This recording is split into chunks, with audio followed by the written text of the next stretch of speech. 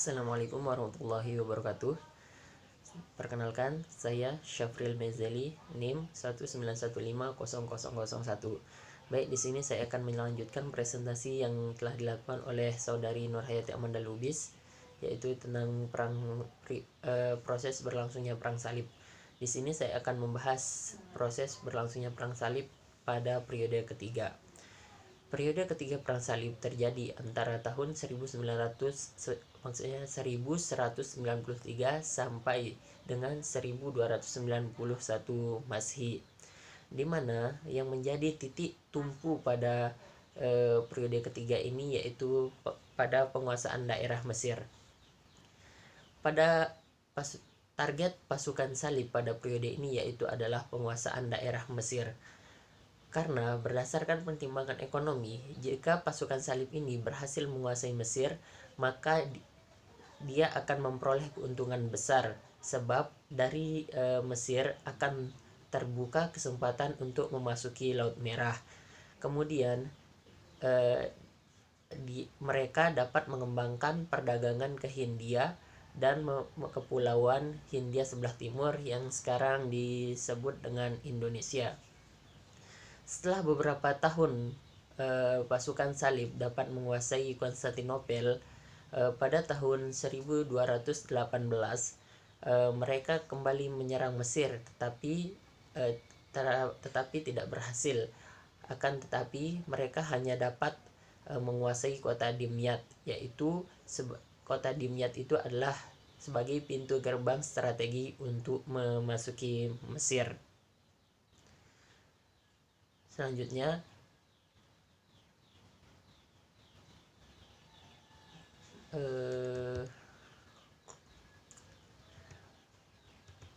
kemudian muncul perlawanan tentara salib yang dilanjutkan oleh dinasti Mamalik pada tahun 1263. Al-Malik Al-Zahir Baibars berhasil menaklukkan kota-kota Caesarea dan Akka. Keberhasilan yang sama juga terjadi dalam menaklukkan Yapa dan kota Antokia yang merupakan benteng pertahanan tentara salib pada tahun 1271. Nah, kemenangan demi kemenangan yang diraih oleh pasukan Islam pada periode terakhir ini sangat didukung oleh para pemimpin yang tangguh dan berani dalam memimpin tentara Islam. Yang terakhir yaitu adapun pemimpinnya yaitu Malik Al-Kamil, Saleh Al-Kamil, Sultan Qalawun dan Ashraf Khalil berhasil memberikan kekalahan pasukan tentara salib. Di samping itu, faktor lain yang menyebabkan kemenangan mereka yaitu adanya tentara-tentara Islam yang merupakan pasukan yang terlatih di medan perang. Selanjutnya, pada periode keempat perang salib ini terjadi antara tahun 1219 sampai 1289 Masehi, di mana pada periode ini masih mencakup periode ketiga yaitu tentang penguasaan Mesir, di mana pada tahun 1219 ini meletus kembali perangan yang dikenal dengan perang keempat, di mana tentara Kristen yang dipimpin oleh Raja Jerman yaitu Frederick II. Mereka berusaha merebut Mesir terlebih dahulu sebelum ke Palestina.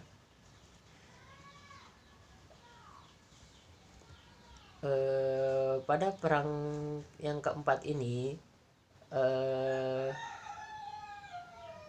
Raja Mesir dari dinasti Ayyubiyah waktu itu yaitu Al-Malik Al-Kamil membuat perjanjian dengan Raja Frederick. Adapun isi perjanjian tersebut ialah Frederick bersedia melepaskan Dimyat dan mengembalikannya kepada kaum muslimin, sementara Al-Malik Al-Kamil melepaskan Palestina dan Frederick menjamin keamanan kaum muslimin di sana, dan Frederick tidak mengirim bantuan kepada Kristen di Syria. Dalam perkembangan berikutnya, Palestina dapat direbut, setelah perjanjian tersebut, dalam beberapa tahun berikutnya Palestina berhasil kembali direbut oleh kaum muslimin yaitu pada tahun 1247, yaitu pada masa pemerintahan Al-Malik As-Saleh, penguasa Mesir selanjutnya. Ketika Mesir dikuasai oleh dinasti Mamalik yang menggantikan posisi dinasti Ayyubiyah, pimpinan perang dipegang oleh Baybars Kolawon dan Syekhul Islam Ibnu Taimiyah.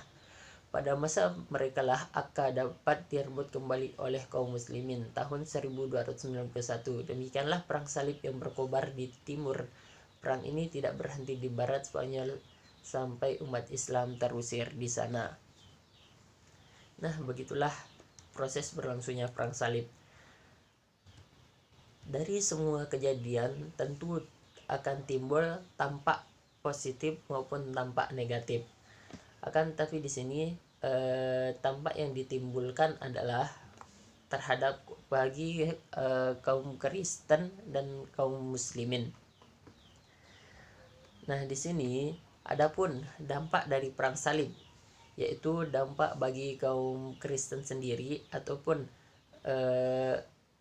manfaat yang didapat dari kaum Kristen, yaitu yang pertama yaitu bertambahnya wilayah kerajaan Bizantium sehingga sanggup mengerem dan menghalang-halangi penyerangan Bani Saljuk ke Eropa. Seandainya kerajaan Bizantium goyah, maka besar peluang Bani Saljuk menaklukkan sebagian Eropa. Yang kedua yaitu pasukan salib dapat berkenalan dengan kebudayaan Islam yang sudah sangat maju, terutama dalam bidang ilmu pengetahuan, sehingga orang-orang barat berdatangan ke timur untuk belajar dan menggali ilmu untuk kemudian mereka sebarluaskan di Eropa. Nah, selanjutnya dampak yang ketiga bagi kaum Kristen yaitu manusia mulai kritis maksudnya orang-orang Kristen itu mulai kritis terhadap berita-berita pembukaan negeri baru yang dibawa oleh kaum salib ke Eropa. Sebagai bukti keinsafan mereka itu ialah perjalanan Marco Polo dalam mencari benua Amerika di abad ke-13 sebagai langkah awal bagi perjalanan Columbus ke Amerika pada tahun 1492. Yang keempat yaitu kontrak perdagangan antara timur dan barat semakin pesat. Mesir dan Syria sangat besar artinya bagi lintas perdagangan barat.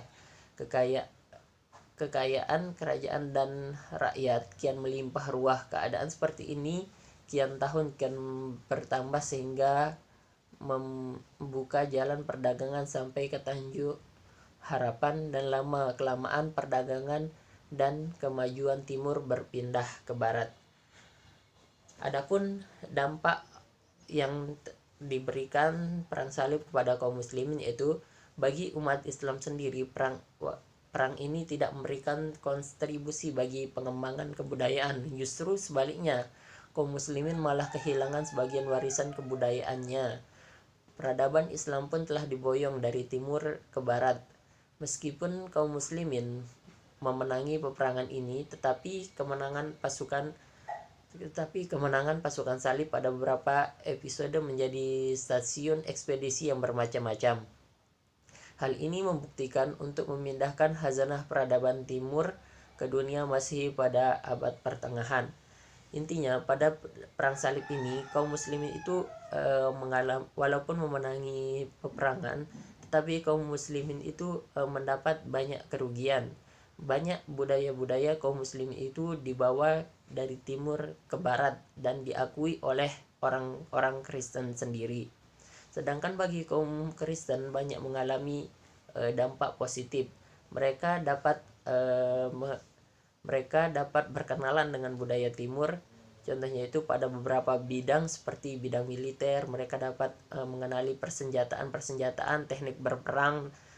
Terus pada bidang industri, pertanian, mereka belajar bercocok tanam dan lain sebagainya. Selanjutnya di sini saya akan membahas tentang tokoh-tokoh perang salib. Nah, di sini tentu perang salib yang terjadi pada begitu lamanya tentu memunculkan tokoh-tokoh atau melahirkan tokoh-tokoh yang sangat hebat. Nah, di sini adapun tokoh para muslim ini yang paling terkenal yaitu terdiri dari 10 orang, yaitu Abu Ali Al-Mansur At-Tariqul Hakim, Kilij Arsalan, Imaduddin Zanki, Nuruddin Mahmud, Asaduddin Syirkuh, Hasan As-Sabih, Salahuddin Al-Ayyubi, Al-Malik Al-Adil Saifuddin, Al-Malik Al-Kamil Muhammad, dan Al-Malik Al-Zahir Al-Baibar. Nah, di sini yang paling terkenal yaitu Salahuddin Al-Ayyubi karena jasanya yaitu sebagai penakluk Konstantinopel. Adapun tokoh dari kaum Kristen yaitu ada 13 disebutkan, yaitu Paus Urbanus II, Baldwin, Petrus Hermit, Richard the Lionheart, Wilhelm I, Frederick Alexius Comnenus, Paus Innocent, Robert Oppenheimer, Edward I, dan lain sebagainya. Nah, di sini yang paling saya kenal yaitu Richard the Lionheart. Mengapa disebut the Lionheart? Karena pada saat itu ketika berperang sendirian, dia itu sendiriannya yang masih hidup sehingga pasukannya itu semuanya telah mati. Akan tetapi dia itu tetap ingin ngotot melawan pasukan dari Salahuddin Al-Ayyubi tersebut. Dia itu tidak mempunyai rasa takut terhadap pasukan muslim sehingga dia itu dijuluki Richard Lionheart. Sekian dari saya. Mohon maaf apabila ada kesalahan dan kekurangan. Wassalamualaikum warahmatullahi wabarakatuh.